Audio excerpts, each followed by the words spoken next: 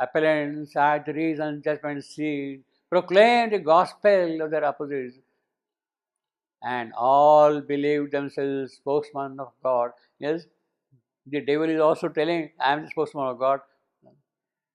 And the kings of good also are telling that they are spokesman of God. And all believe themselves spokesman of God. It means that none of them is really a spokesman of God. You see.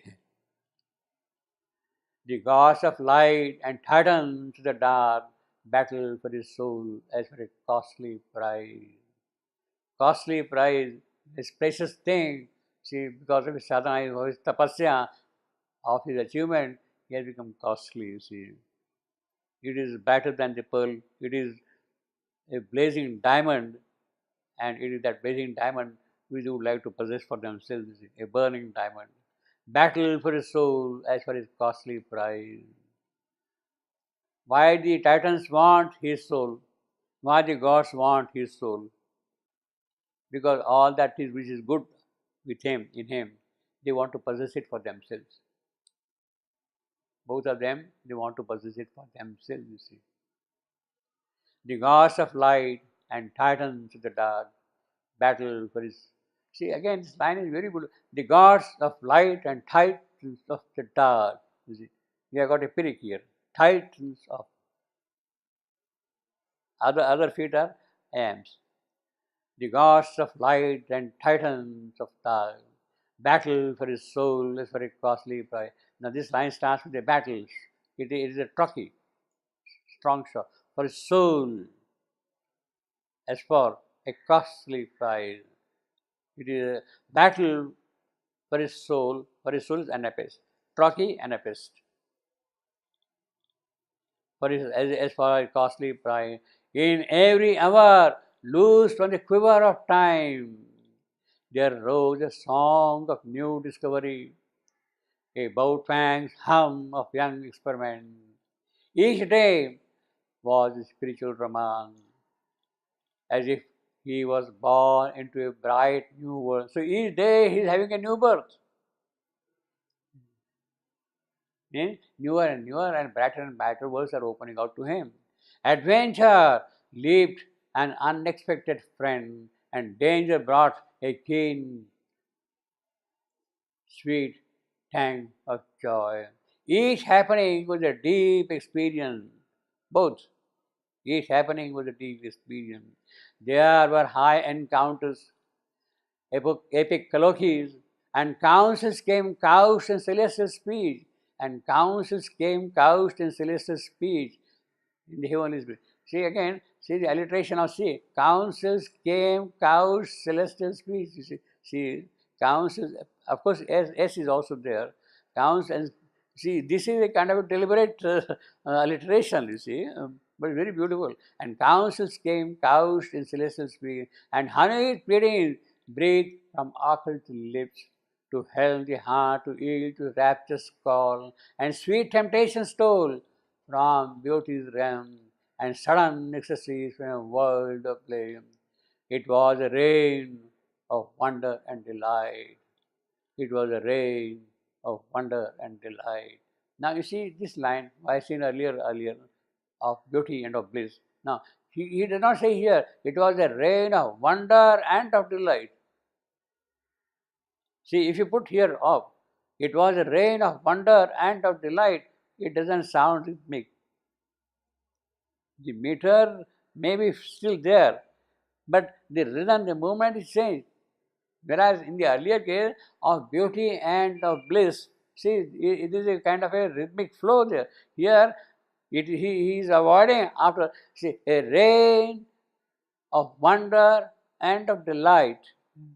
Metrically, it is possible to put off, but then the rhythm is gone. The rhythm is gone. In other words, here you can say that wonder and delight are together. Whereas in the earlier case of beauty and of bliss, they are two distinct things. You see. All now his bright clairaudience could receive.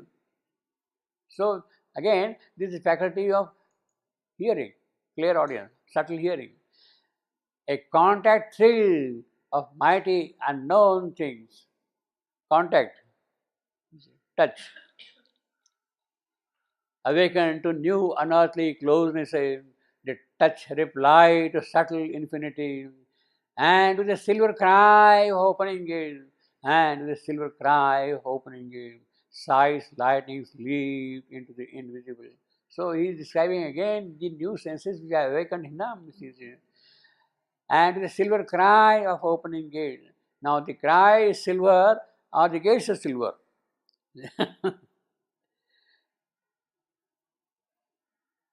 And with a silver cry of opening gate. Well, silver gates is quite understandable. We can think of very beautiful silver gates, you see, solid silver gates, shining, lustrous, bright, white, you see.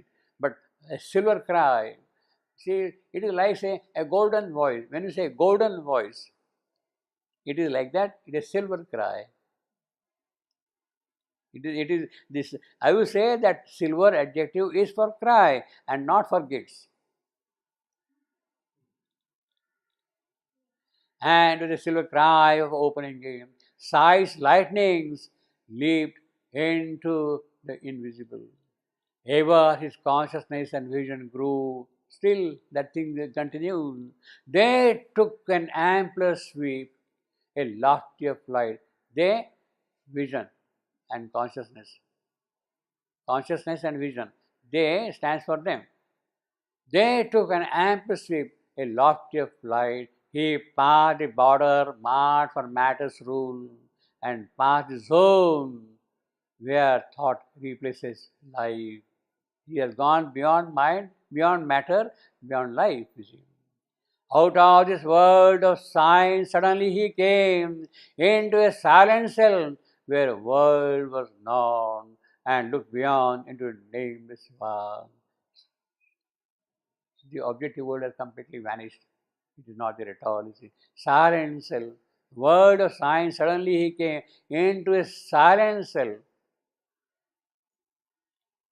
where world was not. Nothing exists there, you see. And looked beyond into a nameless world. Means even beyond the silent self, he is now looking there, you see. He has gone from the world of matter of life, he has entered into the silent self and is looking now even beyond the silent self. Nishkriya Atman, silent self, inactive, not doing anything at all. And looked beyond into a nameless mass. These symbol figures lost their right to live. So, all that was there of life and matter, they were figures, but they are only symbols. They lost their meaning, their right to live in the silent self and beyond. All tokens, they were just tokens. Dropped our sense can recognize. There, the heart beat no more at body's touch. There, the eyes gaze no more on beauty's shape. So, because all the faculties are not there now, absent completely. In a rare and lucent interval of, in rare and lucent intervals of hush, in rare and lucent, well, it is rare, lucent, bright, full, intervals of hush, means during the periods of hush, when the hush is there, intervals of hush, when the hush is there, you see. In rare and lucent intervals of into a signless region he could soar. Signless, because he is now in the silent self. Into a signless region he could soar, packed with the deep contents of formlessness. There is nothing there now. Contents of formlessness. So the formless is there, but it still has contents, you see. As I told you last time, you see a statue of Buddha, it is not just a stone. What you really see is something which is formless behind the statue of Buddha. It is no more that figure in front of you in the cave. It is a formless person you are seeing there. Packed with the deep contents of formlessness, where world was into a single being wrapped, and all was known by the light of identity, and spirit was its own self-evidence. You don't need evidence for that. Myself, I exist. I don't need proof that I exist.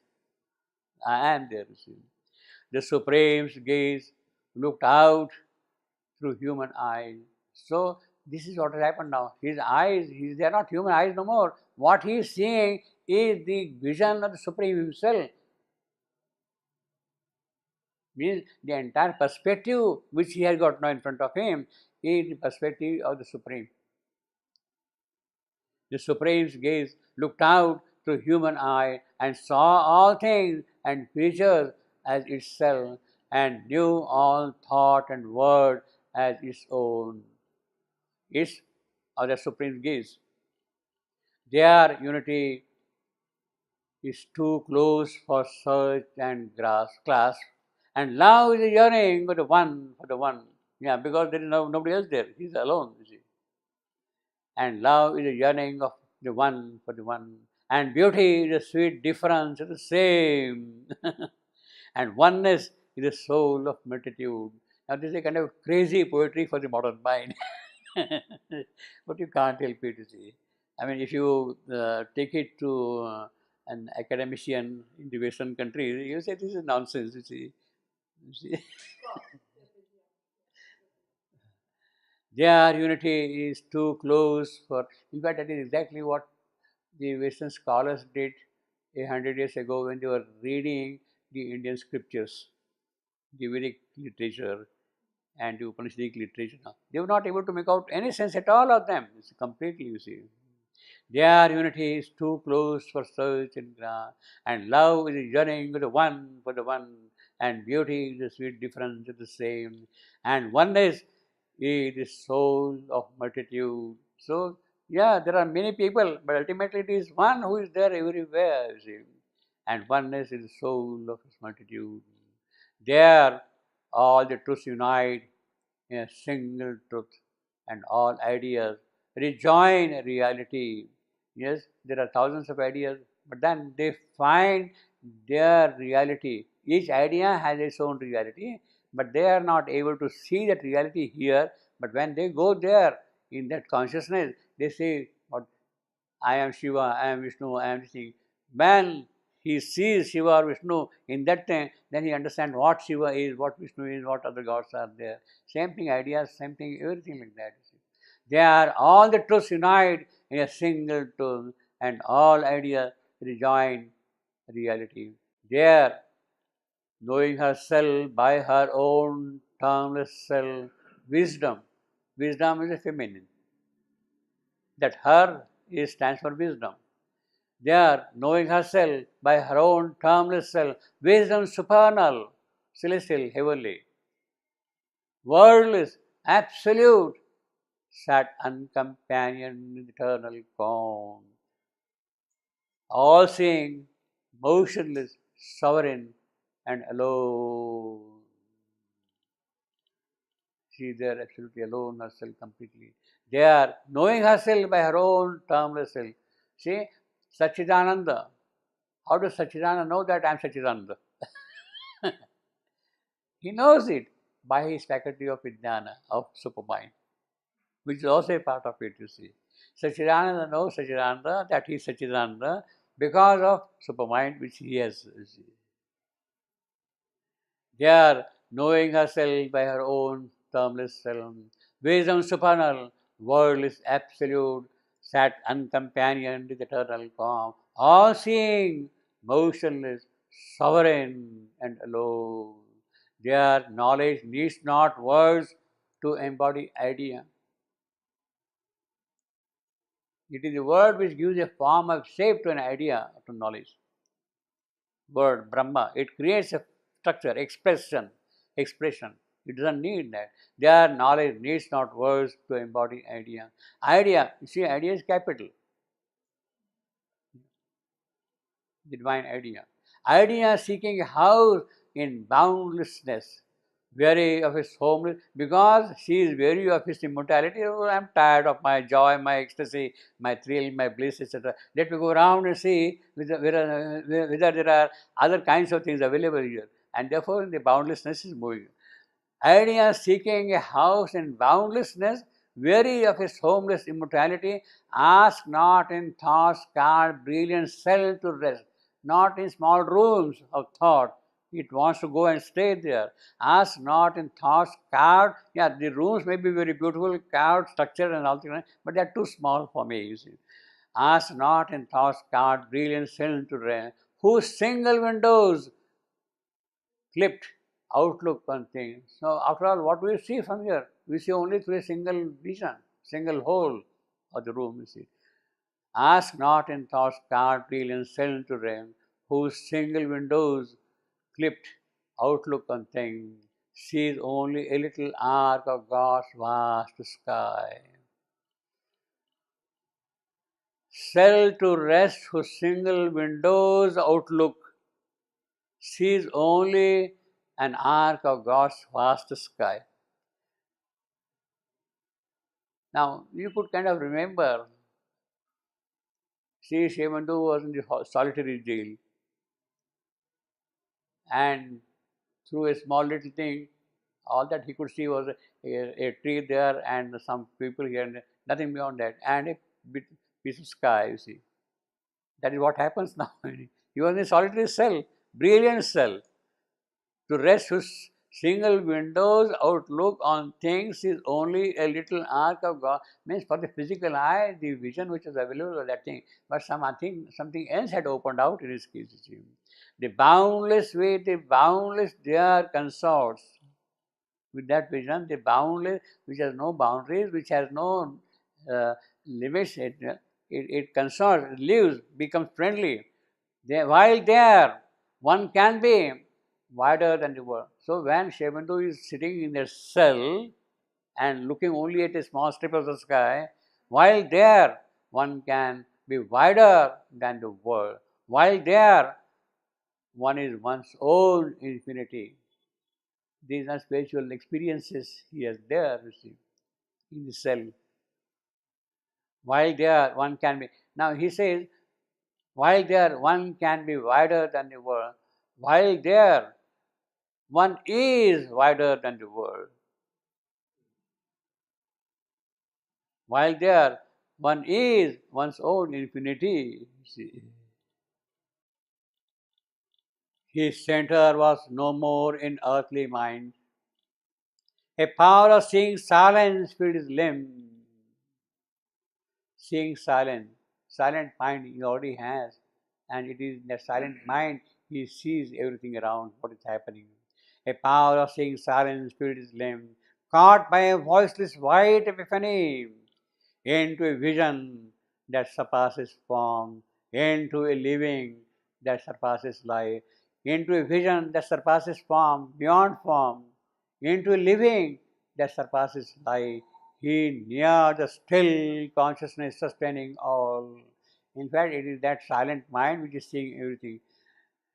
Caught by a voiceless white epiphany, that is the 12th day after Christ's crucifixion. 6th January, no? Epiphany, day of Epiphany, you see. When the three magi presented gifts to Christ's child on the day of Epiphany. On that 6th January, they presented the gifts to him. Myrrh, frankincense, and gold, they presented to him.